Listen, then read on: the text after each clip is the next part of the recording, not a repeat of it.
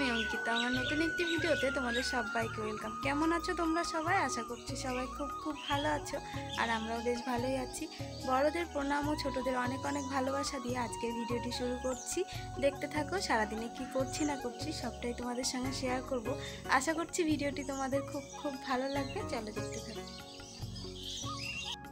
আজকে 12ই জুন বুধবার, ঘড়ির কাঁটায় এখন সময় হয়ে গিয়েছে সকাল 6টা। আর আমরা এখন যাচ্ছি করিমপুরে কিছু বাজার করার জন্য, ওই যে ফল মিষ্টি এইসব বাজার করার জন্য।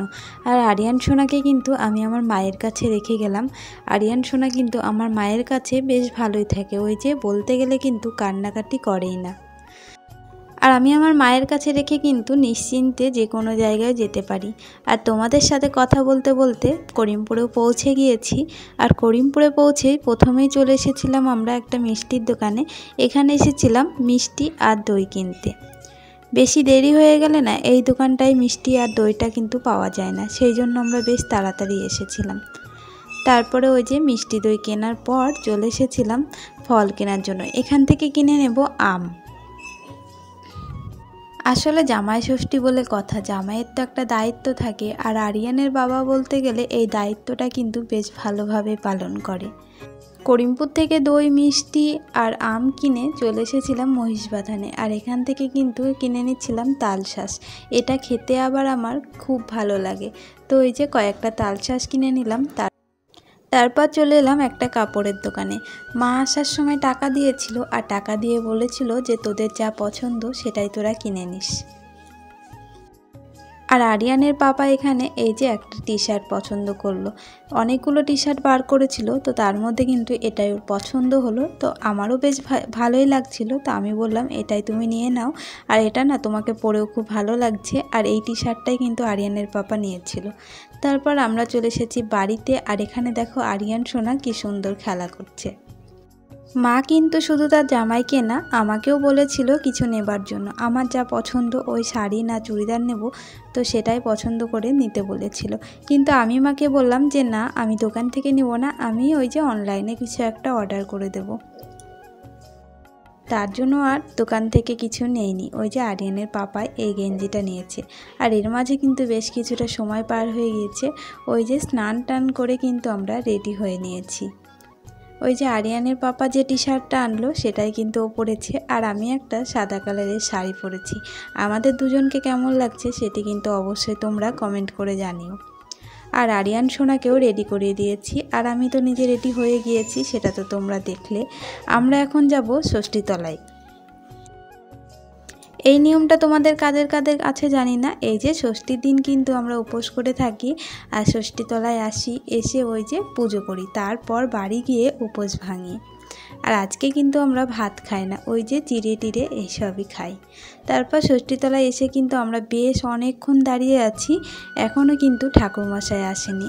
তাই এইদিকে না ছায়ার দিকে আসলাম। আরিয়ানের পাপাও এসেছিল, এই যে এখানে দাঁড়িয়ে আছে, ওই যে অনেক গাছ আছে আর তার ছায়াতেই কিন্তু দাঁড়িয়ে আছে। আর এই জায়গাটা বেশ ঠান্ডা ঠান্ডাও ছিল। আসলে ষষ্ঠীতলায় প্রচণ্ড গরম লাগছিল, ওই যে চারিদিক দিয়ে রোদের তাপটা গায়ে লাগছিল, আর খুব গরম লাগছিল।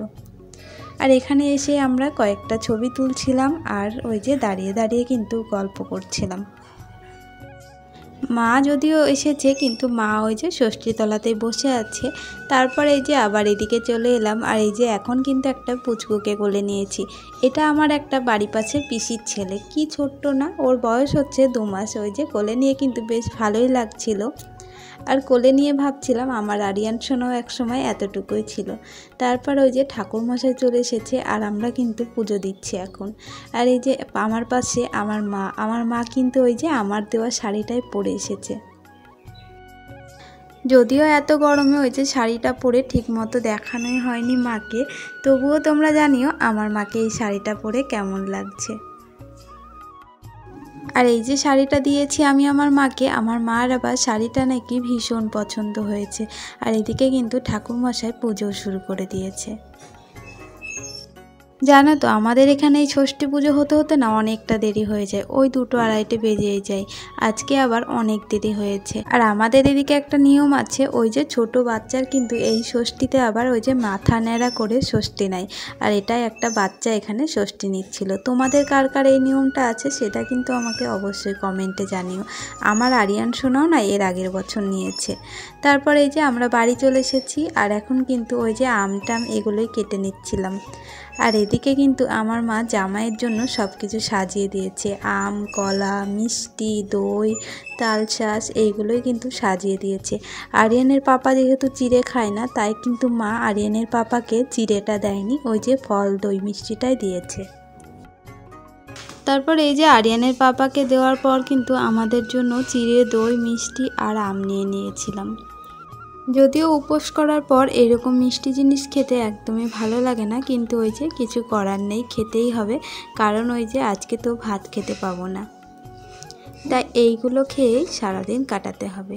প্রতিদিনের মতো আজও তোমাদের এই কথাটি বলবো, আমার ভিডিও তোমাদের কেমন লাগছে সেটি অবশ্যই কমেন্ট করে জানিও। আর ভিডিও ভালো লাগলে লাইক, শেয়ার আর চ্যানেলটিকে সাবস্ক্রাইব করে আমার পাশে থেকো। এর মাঝে কিন্তু বেশ কিছুটা সময়ও পার হয়ে গিয়েছে, এখন কিন্তু রাত্রিবেলা, আর রাত্রিতে এখন ঘড়ির কাঁটায় সময় হয়ে গিয়েছে 9:20। আর আজকে রাতের মেনুতে ছিল লুচি, আলুর তরকারি আর ছিল চানা পনির। এটাই ছিল আজকে রাতের খাবার। এটা তো আমার থালা, আর এদিকে দেখো আমাদের বাড়ির একমাত্র জামাইয়ের থালা। ওই যে আমার মা কিন্তু কাঁসার থালা বাসনে সব কিছু তার জামাইকে সাজিয়ে গুছিয়ে দিয়েছিল। তো চলো আজকের ভিডিওটি আর বেশি বড় করব না, খেতে খেতে কিন্তু আজকের ভিডিওটি আমি শেষ করছি। ততক্ষণে সবাই ভালো থেকো, সুস্থ থেকো আর সাবধানে থেকো। আর জামাই ষষ্ঠী স্পেশাল ব্লগটা তোমাদের কেমন লাগলো সেটি কিন্তু আমাকে অবশ্যই কমেন্টে জানিও। তো চলো আজকের মতো আমি আমার সকল বন্ধুকে জানাই টাটা।